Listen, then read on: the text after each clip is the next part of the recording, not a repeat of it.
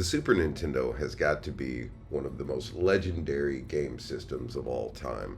And when I say legendary, I don't think I'm doing it full justice.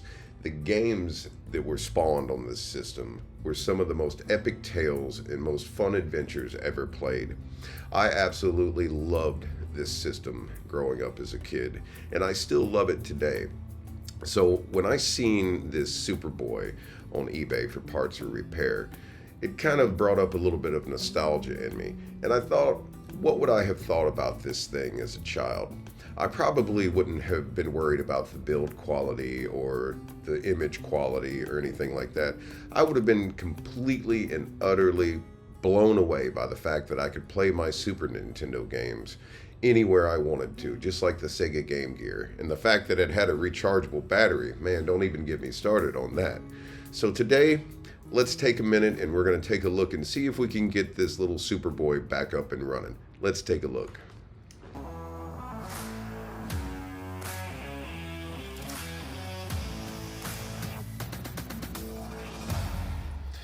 Hey guys, welcome back to the channel.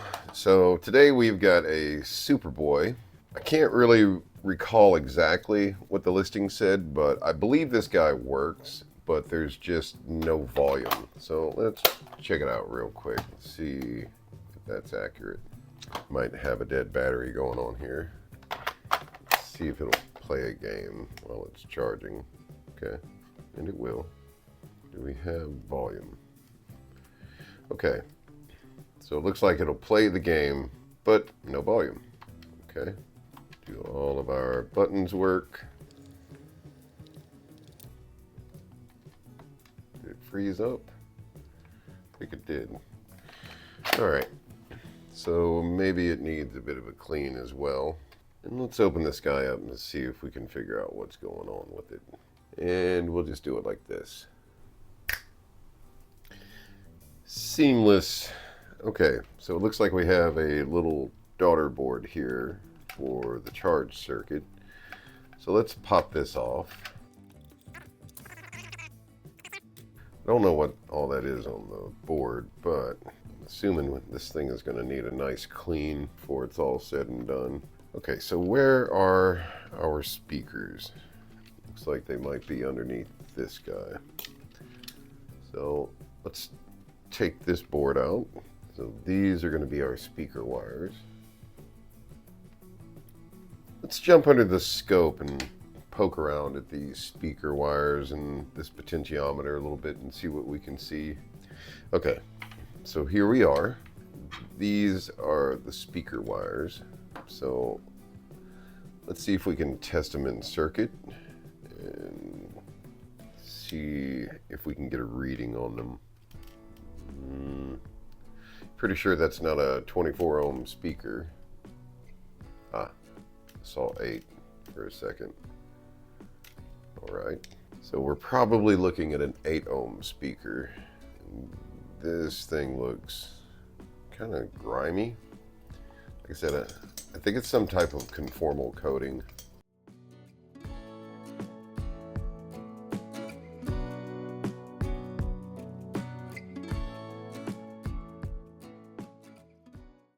Let's get the rest of this thing out and see if we can get a better idea of what's going on here. Okay, so I don't know if I just did that or not, but we have a wire that just come off of our speaker. They've done that thing where they stick the speaker in there and they melt the plastic to hold it into place. That's always annoying. All right, let's pop the D-pad board out. Definitely a very awkward system to try and work on. So I've desoldered this speaker and these are the points where it was soldered. As you can see, that's like an extremely high reading. I'm not real sure why, but let's do this. I mean, it doesn't look really clever, but let's get this guy out of the way and let's find just a random speaker, because I saw that 8 ohm on the other one. Let's see if we can, that's the other one. Let's see if we can get a reading on him real quick, because I think they're 8 ohm. speakers. Oh, this is really high too. Let me see if I can put a speaker on and kind of rig something up. We'll see if we can get some sound out of this guy. So I've just got this little speaker that I use to test Game Gear soundboards, and let's just see if we can get any sound at all out of this thing.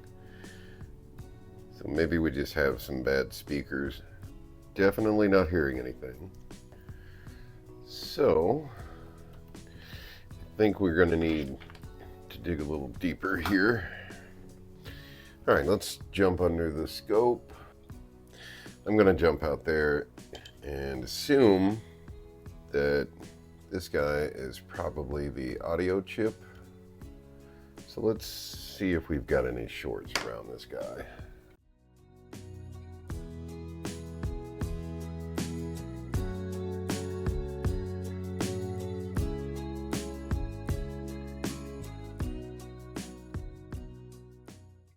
So I'm trying to scrub away some of this, whatever the hell this is, conformal coating or whatever. So let's try testing this potentiometer. I want to see if it's actually doing anything or not. Let's see if we get any readings. Okay, mega ohms, huh? Kind of all over the place, honestly.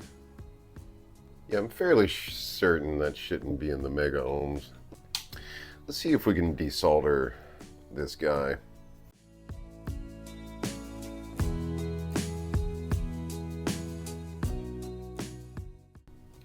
All right, let's test this thing out of circuit and see what we get. I feel like this thing isn't working at all.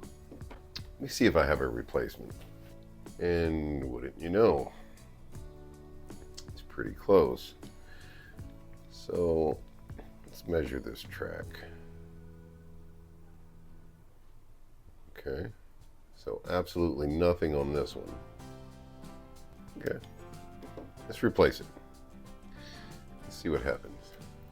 Gotta kind of hold it by hand here, so bear with me.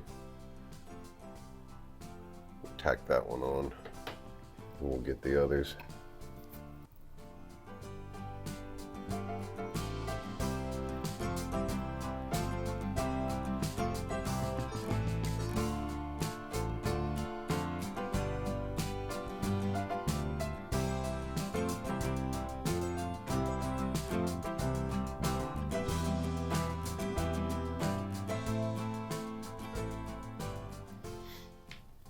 See what it looks like now.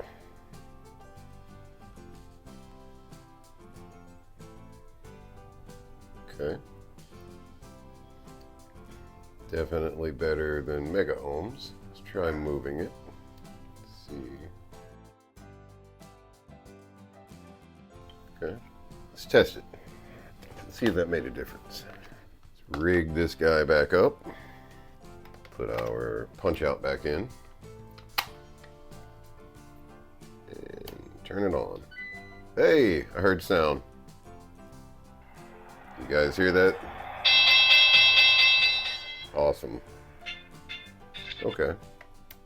So it looks like we had a failed potentiometer. Don't really know how common that is on these systems, but okay. Let's take this speaker back off and put the other speaker on. And I want to see if those two speakers are working, or were we actually getting sound out of this big guy here. Now with nothing but the original speakers. Let's try this again.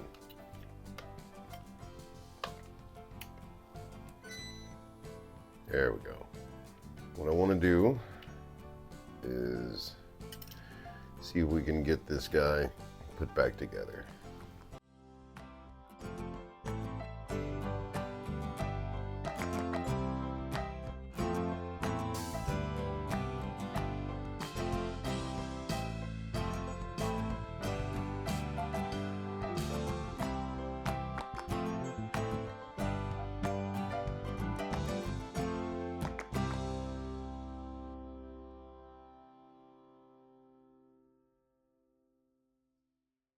And here we are. The Supaboy with all its awful sound glory. So this little cheap piece here pretty much stopped all the audio. You know, this is kind of one of those little oddities that I'll add to my collection.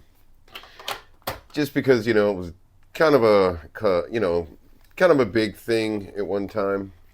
You know, I don't think I'll be looking to add any more of them. I think there were a couple of different versions of this thing. If I come across a different version of one of them that maybe need repair or something like that, maybe I'll look into it again. But, you know, it was interesting. I thought it was pretty cool, at least, you know, the fault finding anyway. And I hope you guys enjoyed it. If you did enjoy seeing this, think about leaving a like, a comment, and subscribing if you haven't already subscribed already. And I'll see you guys again soon in my cave.